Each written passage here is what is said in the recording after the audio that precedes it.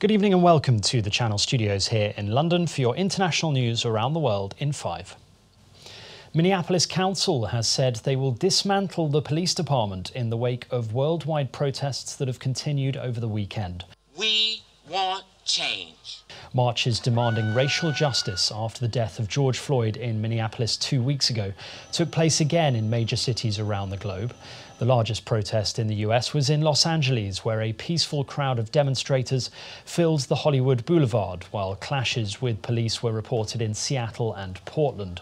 A big clean-up has taken place in the UK after statues, including Sir Winston Churchill's in Parliament Square, were sprayed with graffiti. Clashes broke out between protesters and the police after an anti-racism march in London.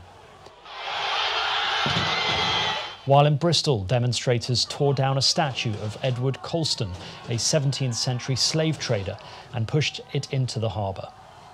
Mostly peaceful protests took place in front of US embassies of several other countries around the world.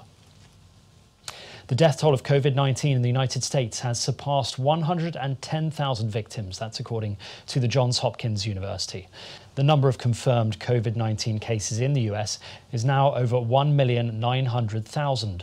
Officials are deeply concerned a second wave of COVID-19 could hit the country, and the protests over the death of George Floyd might be encouraging a second spread.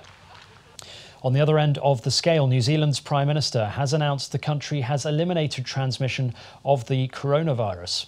Jacinda Ardern also said they will lift all containment measures except for border curbs, adding she did a little dance upon hearing that the country had no active cases. I did a little dance. Definitely not. I showed Neve. She was caught a little by surprise, but... Kenya's Chief Justice has asked the country's president to respect the rule of law and swear in 41 judges proposed to him without further delay. Chief Justice David Maraga said Uhuru Kenyatta hadn't met with or spoken to him about what he called a near paralysis of court operations due to the president's refusal to swear in judges. The judges were nominated last year, but President Kenyatta wrote to the commission saying some of them had integrity issues. 2 courts have since declared the president's decision as unconstitutional. The German Defence Minister Annegret Kramp-Karrenbauer says Berlin has not yet received confirmation from Washington about reports that the US plans to withdraw thousands of troops from the country. According to a senior US official, President Donald Trump has ordered the military to remove 9,500 troops from Germany. The US Army has been a consistent presence in the country since the Cold War, and this reduction would be an unprecedented move. The former head of the International Association of Athletics Federations has arrived in court in Paris to stand trial on charges of corruption, money laundering and a breach of trust linked to a Russian doping scandal. Prosecutors allege Lamine DIACK solicited more than €3 million from athletes suspected of doping to cover up the allegations and allow them to continue competing. This would include the 2012 London Olympic Games. Investigators described a web of corruption in world athletics under DIACK's leadership. He has previously denied any wrongdoing. Hundreds of Venezuelans have queued in mile-long lines to try to fill their car tanks with subsidised gasoline over the weekend after years of acute fuel shortages.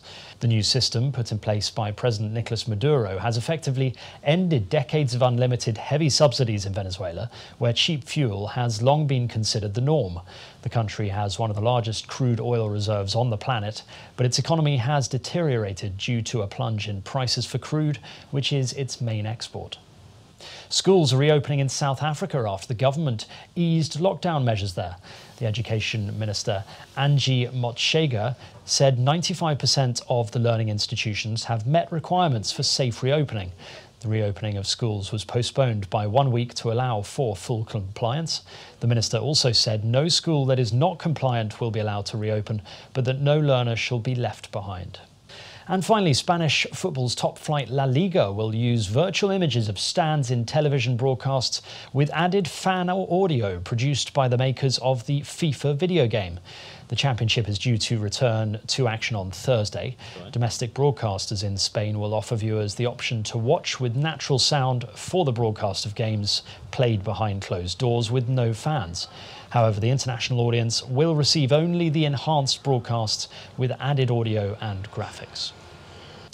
And that's your international news around the world in 5. Now back to the channel studios in Lagos.